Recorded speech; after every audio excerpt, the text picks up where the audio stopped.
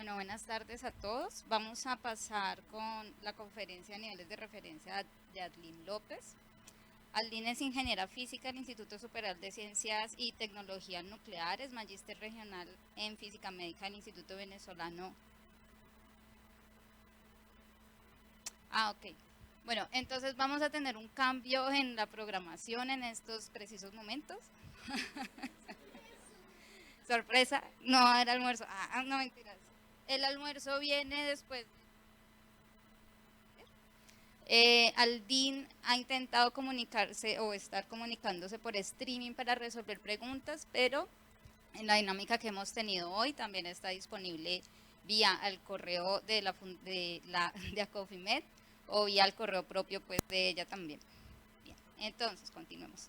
Entonces Adlyn es profesora titular, investigadora auxiliar, especialista en física médica en procedimientos de imágenes de medicina nuclear, hace dosimetría, protección radiológica, control de calidad y mantenimiento preventivo de instrumentos nucleares.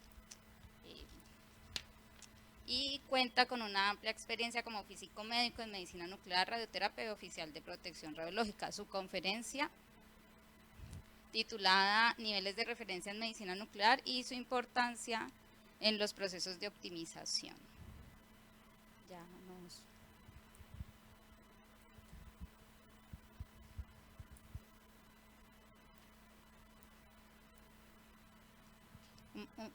Un minutico, por favor.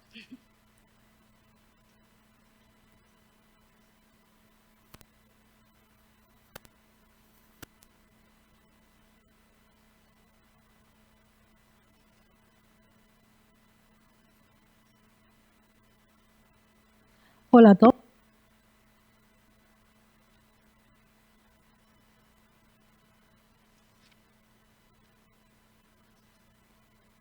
Hola a todos, mi nombre es Adlyn López, soy profesora titular del Instituto Superior de Ciencias y Tecnologías Aplicadas de la Universidad de La Habana.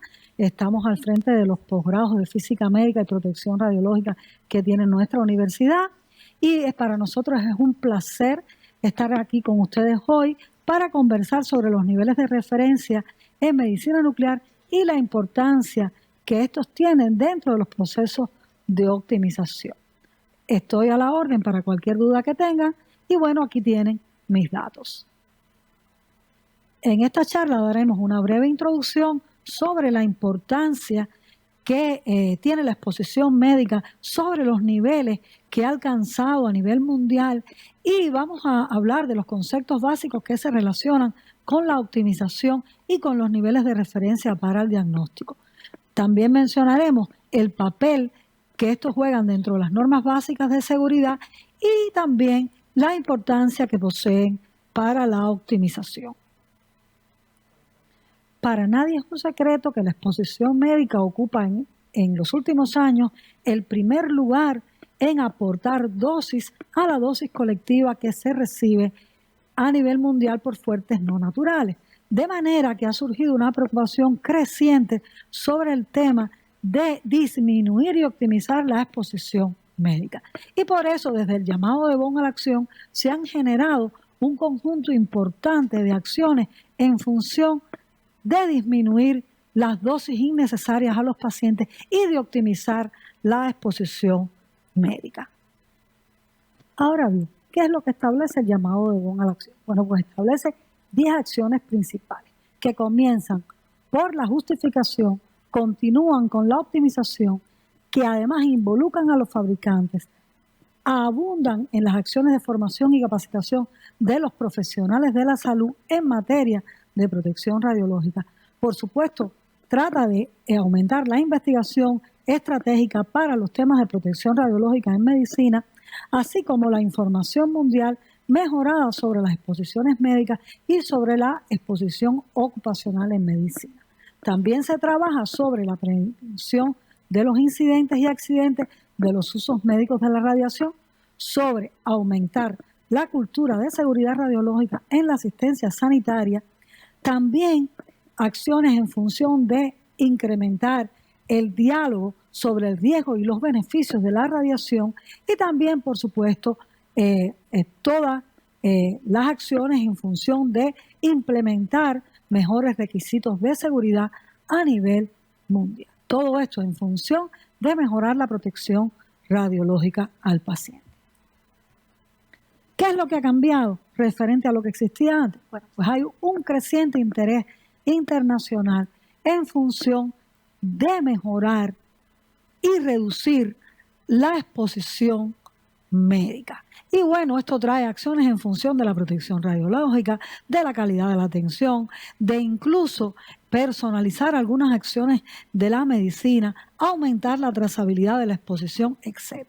Se han también producido cambios legislativos importantes, como por ejemplo la Euratom, la FDA, han implementado nuevas medidas en función de aumentar el control de la exposición médica, y esto ha traído también un aumento significativo de la investigación científica, un mejoramiento de las capacidades tecnológicas, y ha dado también un avance muy importante, que es la participación de los fabricantes y otros involucrados en el tema de optimizar la exposición médica y de reducir las exposiciones innecesarias. De manera que todo esto ha traído una mayor evidencia de los resultados de lo que se puede producir si todos trabajamos juntos y si nos ocupamos de manera consciente de reducir la exposición médica. Y todo esto es también optimizar. Incluso han surgido muchas iniciativas que son de organizaciones no profesionales que se han ocupado de promover el tema de la protección radiológica. No podía faltar dentro de estas acciones la nueva acción legislativa y las nuevas acciones de las recomendaciones del Organismo Internacional de Energía Atómica en función de las normas básicas de seguridad. Y fíjense que está muy bien establecido de entre los requisitos 10 y 11 la justificación de la práctica médica y la optimización de la protección y la seguridad. Y fíjense que de manera explícita se habla de la optimización y de todas las acciones que se deben desarrollar en función de aplicarla a la práctica médica. Y esto es un aspecto muy importante en función del cual toda la información que ha brindado el OIA, todas las acciones que ha llevado el OIA a cabo en función de incrementar la justificación y la optimización. Y por supuesto, un aspecto muy importante dentro de esto, ya lo veremos, es precisamente la implementación de niveles de referencia diagnóstico como una herramienta indispensable para la optimización de la protección radiológica en la práctica médica. ¿Qué cosa es la optimización? Bueno, pues simplemente la optimización es garantizar que el paciente reciba la menor dosis de radiación posible, garantizando que las imágenes posean una adecuada calidad y el valor diagnóstico. De manera que la exposición de los pacientes sea la mínima necesaria para conseguir el objetivo diagnóstico perseguido. Y por supuesto que esta optimización va a estar siempre en función de qué estudio es el que estamos realizando, qué es lo que se persigue con este estudio. Y de esa manera la exposición debe minimizarse para minimizar cualquier perjuicio. Es decir, siempre la optimización debe estar presente para eliminar o disminuir la probabilidad de ocurrencia de algún daño al paciente. De manera que la optimización es hacer lo mejor que se puede en las condiciones imperantes en su medio. Y para eso se necesita conocer las técnicas y las opciones para optimizar la aplicación de las radiaciones ionizantes en la que se trate. Es decir, cada escenario tiene condiciones particulares para poder optimizar. Por eso no hay recetas ni hay cosas que uno puede escribir como procedimiento que se puedan aplicar a todos los lugares. Y por eso la optimización requiere mucho de personal capacitado, de físicos médicos motivados y por supuesto de la capacitación de todos en función de lograr adaptar y optimizar las condiciones a la realidad que se posee en cada lugar. Otro aspecto muy importante a tener en cuenta en la optimización de la protección y la seguridad es que esta tiene varios componentes en cada lugar. La primera es aquella que se aplica directamente al procedimiento radiológico que se va a realizar, es decir, cómo se desarrolla ese procedimiento, qué características tecnológicas tiene, a qué va definido. La otra cosa muy importante es aquellas que brindan soporte a ese escenario. Y aquí es donde está la manera en que se puede preparar el paciente, cómo se puede realizar el procedimiento médico, qué otras opciones se pueden encontrar para optimizar la exposición, etcétera. Y otro aspecto muy importante es precisamente el papel fundamental que juega el personal clave que desarrolla el procedimiento y que va a estar encargado de la optimización.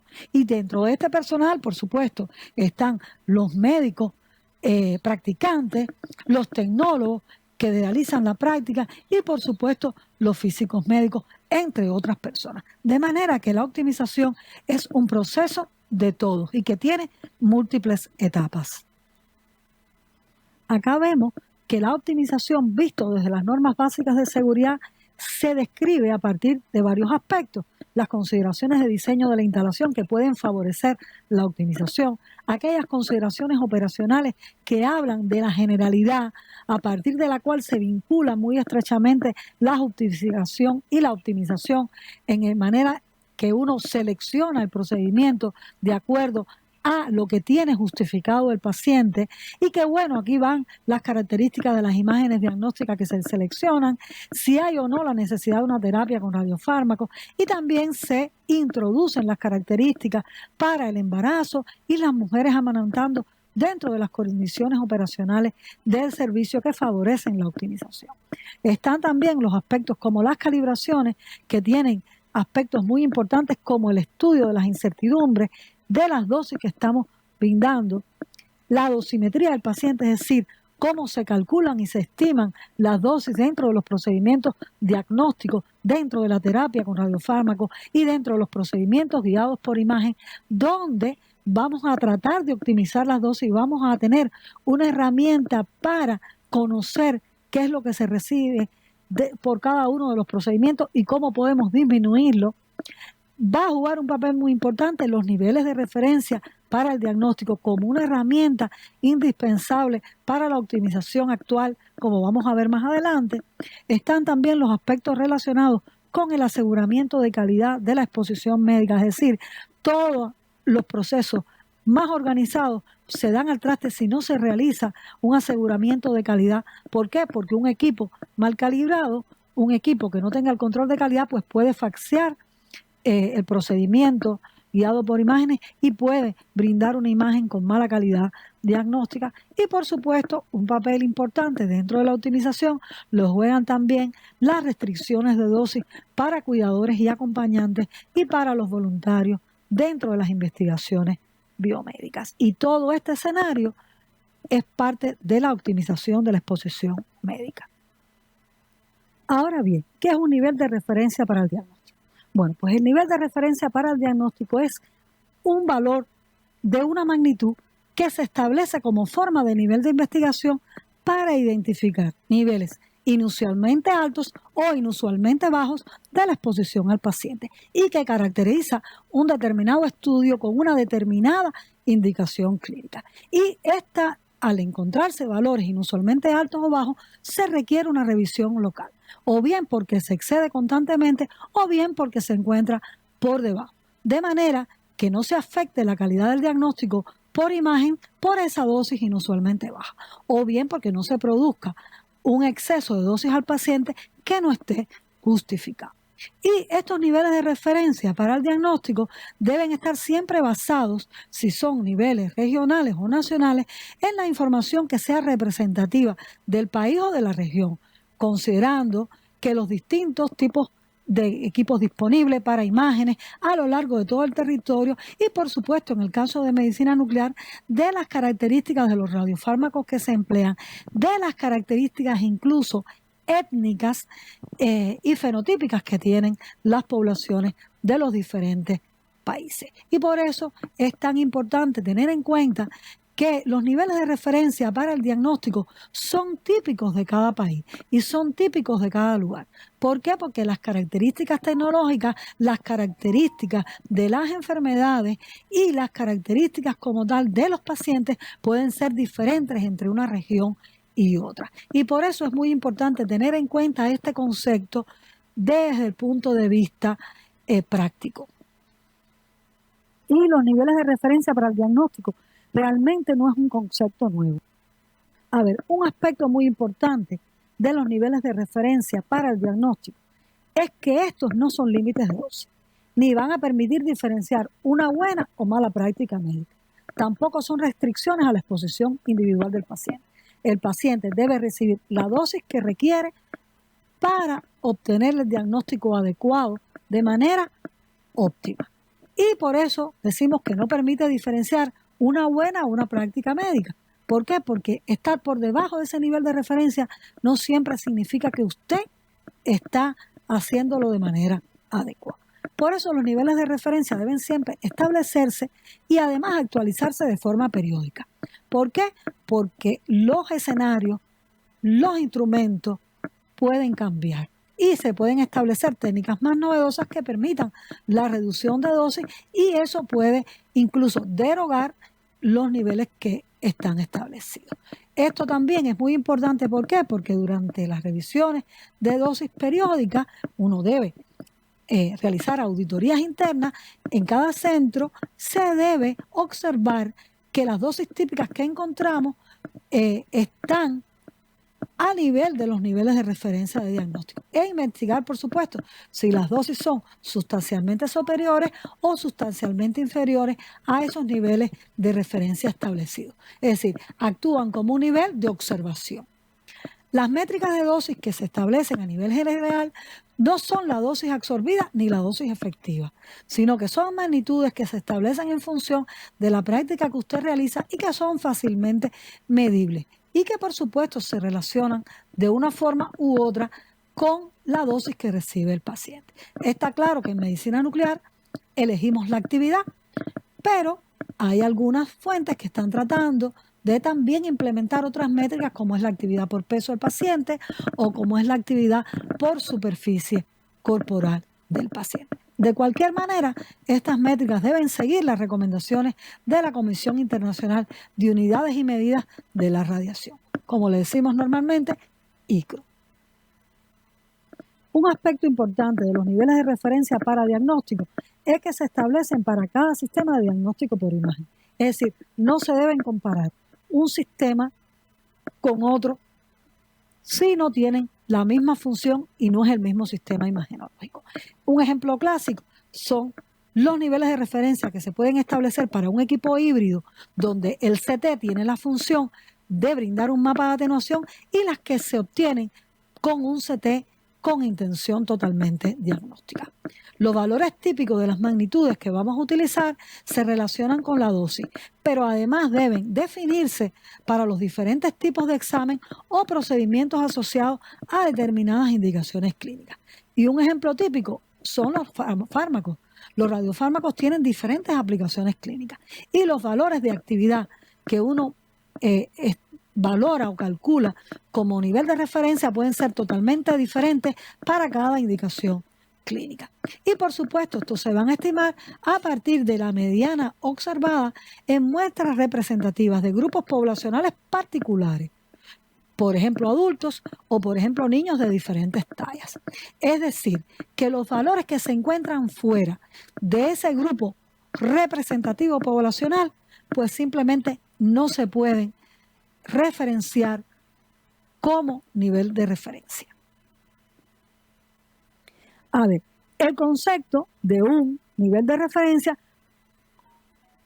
este es un ejemplo de cómo podemos encontrar un mismo estudio con diferentes radiofármacos y esto origina que tengamos que ser muy cuidadosos a la hora de elegir cómo vamos a generar nuestros niveles de referencia diagnóstico. Este es otro caso donde vamos a ver el mismo producto radioactivo, el mismo radiofármaco, que tiene diferentes indicaciones. Y esta es otra razón por la cual los niveles de referencia también van a ser diferentes aún para el mismo tipo de examen. Otro aspecto muy importante es el tamaño de la muestra que se va a utilizar para cada servicio o instalación por grupo de edad.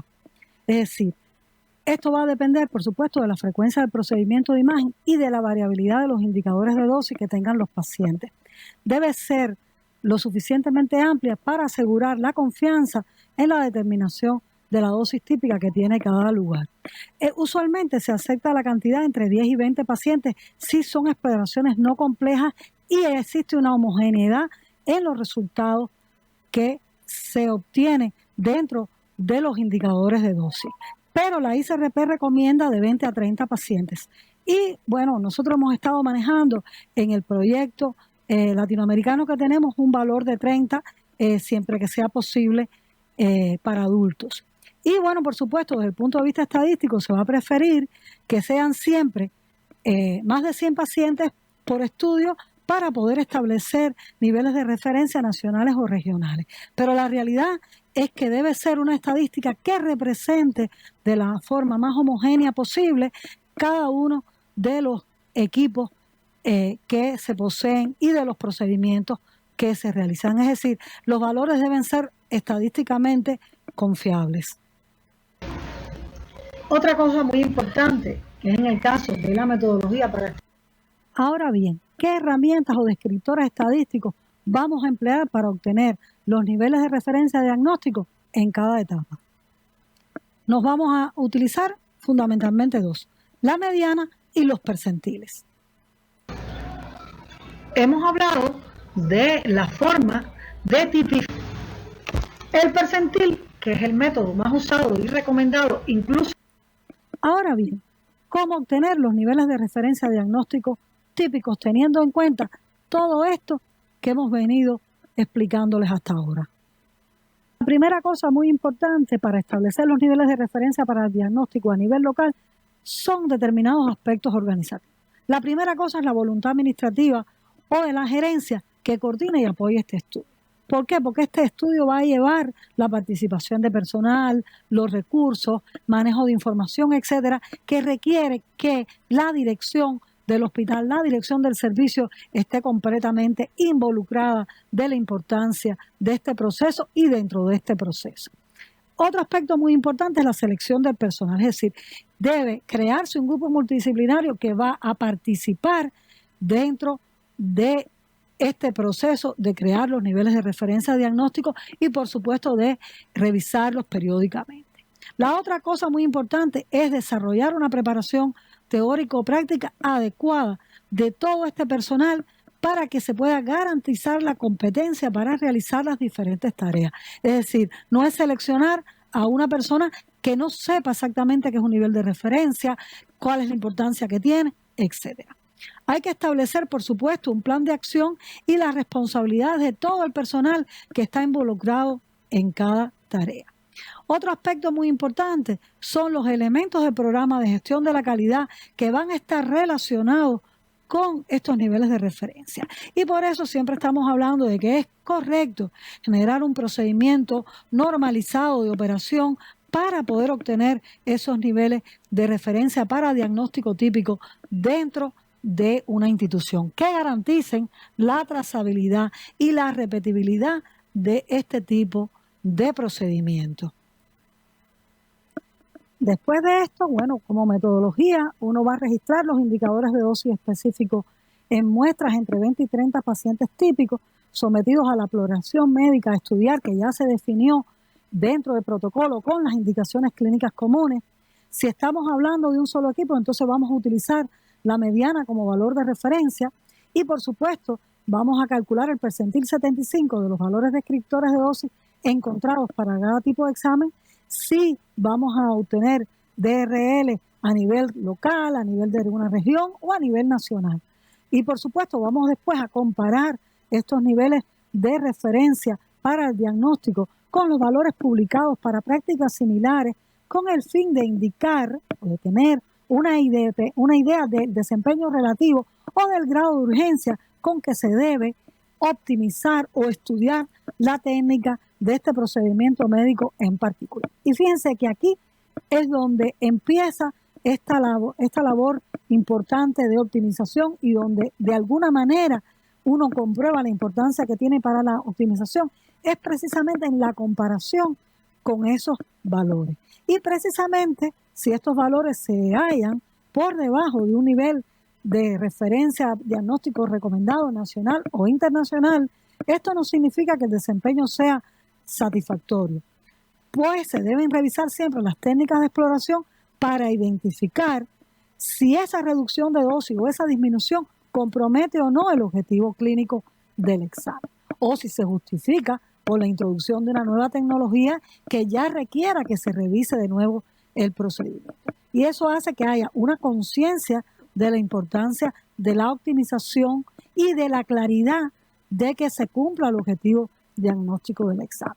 Y si los valores se encuentran por encima de ese nivel recomendado, entonces va a existir una necesidad más urgente de investigar si con cambios de los parámetros de exploración, si con cambios de la actividad administrada, el examen puede reducir los parámetros relacionados con la dosis y se conserva la información clínica necesaria. Es decir, ahí es donde se necesita de manera más importante la intervención para la optimización. Y bueno, por supuesto, después de esto vamos a establecer los valores de niveles de referencia diagnóstico para ese tipo de examen y por supuesto la necesidad de verificarlos periódicamente. Ahora bien, ¿cómo se emplea esto en la práctica? ¿Cómo se desarrolla? Utilizaremos como ejemplo el establecimiento de niveles de referencia para diagnóstico en equipos híbridos. Ya hemos hablado que en medicina nuclear normalmente utilizamos como indicador de nivel de referencia para diagnóstico la actividad y que en algunos casos se utiliza la actividad por kilogramo de peso. De manera que vamos a poder describir las técnicas planares, las técnicas SPEC, incluso las técnicas PEC a partir de la actividad y también a partir de la actividad por kilogramo de peso, especialmente en el caso del PEC. Y bueno, en el caso de una técnica híbrida tendríamos también que definir los niveles de referencia para el diagnóstico para la parte híbrida del equipo, que no es de medicina nuclear, en este caso, la tomografía computada. En este caso, se utilizan fundamentalmente dos indicadores.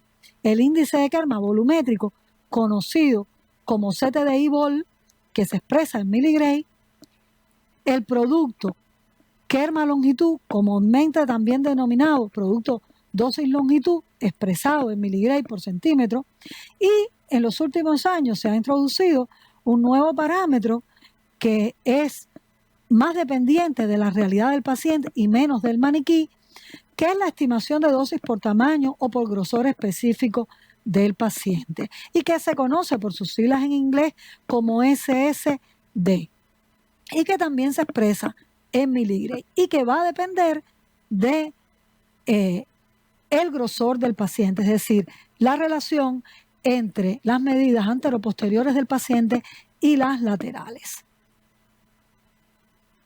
Observaremos un caso de gammagrafía ósea con técnica SPECT-CT y veamos cómo establecer los niveles de referencia en la parte de la actividad del radiofármaco.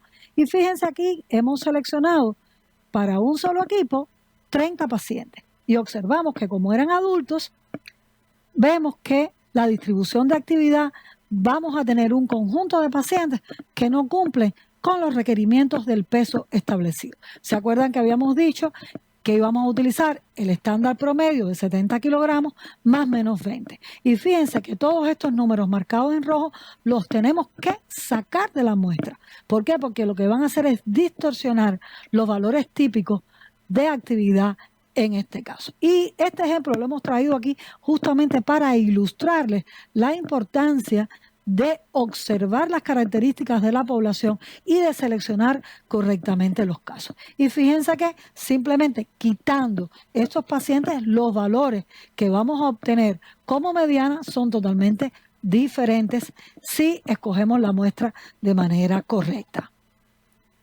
Este es un ejemplo de qué pasaría si estuviéramos buscando obtener la información de un conjunto de hospitales. Y fíjense que acá vamos a tener una muestra de 635 pacientes y ya no vamos a utilizar la mediana, sino que vamos a utilizar el 75 percentil, que es lo normal. Fíjense que esto es una provincia grande, una provincia que tiene 8 hospitales y de los cuales hemos seleccionado 5 equipos que desarrollan gammagrafía ósea con el mismo producto y con la misma indicación oncológica. Y fíjense que vamos a tener una dispersión grandísima dentro de esos 635 casos y vamos a obtener un valor de 885 megabecquerel como valor de referencia para gammagrafía ósea con objetivo diagnóstico oncológico.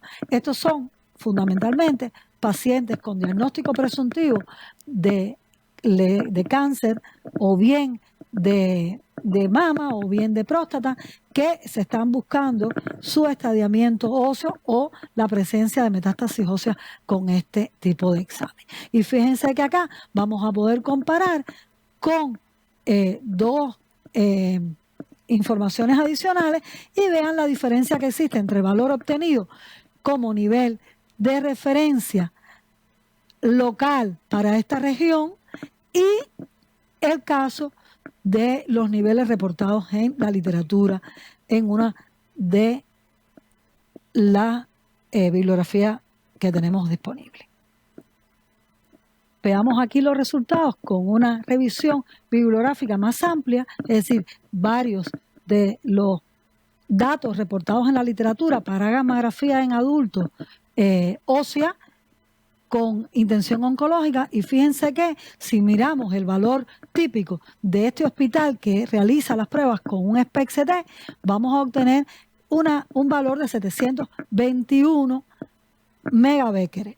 Observen cómo se comporta este valor a nivel de esta provincia y fíjense que el valor es bastante mayor si uno lo compara con el observado a nivel de este hospital. Y fíjense cómo hay una diversidad amplia reportada en la literatura para este mismo producto, es decir, para el metilendifosfonato, con intención de la gammagrafía ósea para oncología. Y fíjense que este valor cumple con casi todos los criterios reportados en la literatura, excepto los que se han encontrado a nivel de la Sociedad Europea de Medicina Nuclear, que en este caso es mayor.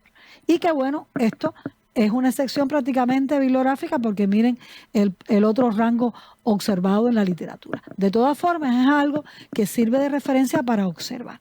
Y observen que el valor encontrado a nivel de región es un valor mucho mayor, pero que también se encuentra dentro del rango reportado en la literatura. Aún así, este es un proceso que debe ser revisado en el sentido de ser optimizado, pero en este caso no sería una prioridad porque no hay una diferencia. Y de esta manera es la que debemos observar qué es lo que sucede dentro de nuestros servicios con el manejo de la información que obtengamos de los estudios, de los niveles de referencia diagnóstico a nivel de nuestros hospitales.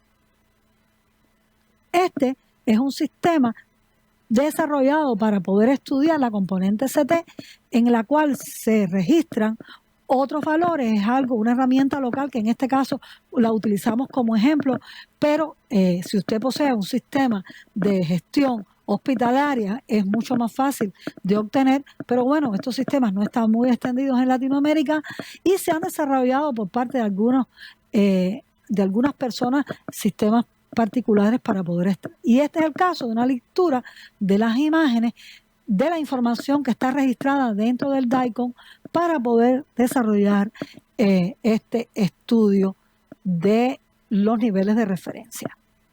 Y acá vamos a obtener, fíjense, la variedad del peso, de la talla, de la forma en que estaba referido el estudio de SPECT-CT óseo y a partir de aquí se utilizaron y se calcularon los niveles de referencia de dosis para este tipo de estudio.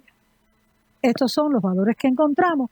Fíjense que está referido también en comparación con lo reportado por 2 especialistas en la literatura, y fíjense que estamos hablando concretamente de la tomografía para obtener una corrección de atenuación dentro de los estudios híbridos. Observen la diferencia con los valores reportados para el estudio diagnóstico y observen que hay diferencias significativas.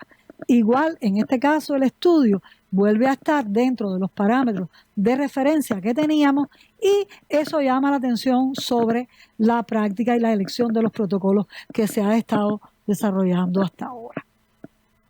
Observen acá que el valor no es exactamente lo que describe toda la práctica, sino es la mediana de los valores obtenidos. Y observen que aquí habría un conjunto de pacientes que están recibiendo dosis muy inferiores a las reportadas en el caso del CTDI-BOL. Y lo mismo sucede con el caso de los productos dosis longitud, que en algunos casos son mayores que los reportados. Pero lo que estamos obteniendo en este caso, como les decía, no es un límite de dosis para los pacientes, sino estamos obteniendo un valor que caracteriza cómo es la exposición de nuestros pacientes. Y en este caso, una auditoría de este tipo encontraría que los niveles de la mediana están dentro del rango que está permitido dentro de los niveles de referencia establecidos. Este es un trabajo muy bonito de Salvatori del 2019. Acá les mostramos una compilación de algunas de las pruebas más importantes que se realizan en medicina nuclear y los que encontramos en la literatura como nivel de referencia para el diagnóstico a nivel nacional. Y fíjense la gran variación que hay de estos valores, precisamente porque le explicábamos a principio de la conferencia que los valores van a depender mucho de las tecnologías, de las enfermedades a las que está vinculada el examen que estamos hablando y, por supuesto, de todo el escenario que tiene la medicina nuclear en cada país en concreto. Por eso le decía que a veces asumir como referencia otros valores que no son obtenidos de forma nacional o de forma local puede ser un error para la optimización. Y por eso es que estamos tratando de promover a nivel de región latinoamericana, crear las condiciones para poder obtener valores de referencia para diagnóstico a nivel nacional. Este es otro caso de cómo se comporta también la tomografía dentro de los equipos híbridos, en este caso SPECT-CT, y fíjense que pasa lo mismo. O sea, hay una variedad y una variabilidad entre cómo se usa la componente CT y cuáles son los niveles de dosis dentro de la tomografía híbrida. Algo similar pasa dentro del SPECT-CT y fíjense que hay incluso una componente importante de la manera y de las regiones en que se realiza el PET-CT. Y a modo de resumen les traje esta tabla que agrupa en forma de preguntas las cuestiones más importantes que se relacionan con el proceso de optimización y que deben tratar de responderse dentro de todo el estudio de optimización que desarrollamos dentro de nuestros servicios. Y fíjense que viene desde las preguntas hasta las fuentes principales que podemos encontrar en la literatura para orientarnos al respecto. En serio, se los recomiendo. A modo de conclusión, podemos decir que la optimización es una obligación ética y tiene carácter multidisciplinario, o sea, no es responsabilidad de una sola persona, por eso es tan importante aumentar la cultura de seguridad. Se va siempre a sustentar en un sistema de gestión de calidad y de seguridad que trasciende las fronteras del servicio, es decir, donde todos participan y debe haber un impulso por parte de las autoridades y por parte de la gerencia del hospital. Los niveles de referencia para el diagnóstico constituyen, sin duda, un elemento clave en la optimización y una herramienta muy importante para su evaluación, precisamente porque permite saber en qué estatus estamos y cómo podemos superarlo. Y establecer los valores de los niveles de referencia diagnóstico va a requerir de personal capacitado, coordinación y colaboración entre todas las partes interesadas. La obtención de los niveles de referencia diagnóstico está marcada por el escenario típico tanto local, regional y nacional. Y además es dinámica. Es decir, se pueden generar hoy y si el escenario cambia de aquí a 5 años, pueden requerir revisión. Es un trabajo arduo y por supuesto requiere revisión periódica. Pero la realidad es que vale la pena porque una vez establecido van a constituir una herramienta importante para la optimización. Y además la propia forma de generar los niveles de referencia para diagnóstico favorece el desarrollo de una cultura de seguridad dentro del escenario médico y hospitalario. Aquí le mostramos la literatura y para concluir les queríamos comentar que existe un proyecto regional organizado por el Organismo Internacional de Energía Atómica, que es el RLA 6091, que tiene como objetivo el fortalecimiento, el desarrollo de las capacidades de los físicos médicos para mejorar la calidad y la seguridad en las prácticas médicas de América Latina, y en el cual ha estado directamente involucrada la Asociación Latinoamericana de Física Médica, que reúne a todos los países de nuestra Latinoamérica. Y este proyecto tiene casualmente todo un estudio y está desarrollando unas guías para poder generar los niveles de referencia tanto a nivel hospitalario como a nivel de país. Y los invitamos a que el próximo año consulten estas guías, incluso se van a generar también materiales muy importantes para la formación del personal dentro de este proyecto. Y bueno, este proyecto ya está en curso, ya las guías están en discusión y bueno, a través de la sociedad colombiana nos comunicaremos con ustedes cuando ya estén desarrolladas estas guías para que las puedan revisar y los materiales también que van a ser resultados también los puedan consultar. Muchas gracias a ustedes por escucharme. Nos vemos en próxima oportunidad. Hola a todos, mi nombre es Aline López. Bueno, muchas gracias. Ofrecemos disculpas por los cortes técnicos del video. Creo que fue un asunto en la conversión del formato. Pero en YouTube, en el canal de YouTube de la asociación, se montarán también pues todas las charlas y los videos. Vamos a dar 10 minuticos para airearnos un poquito, que organicen la sala para el almuerzo para que volvamos a ingresar con el almuerzo que nos ha dado Qualem.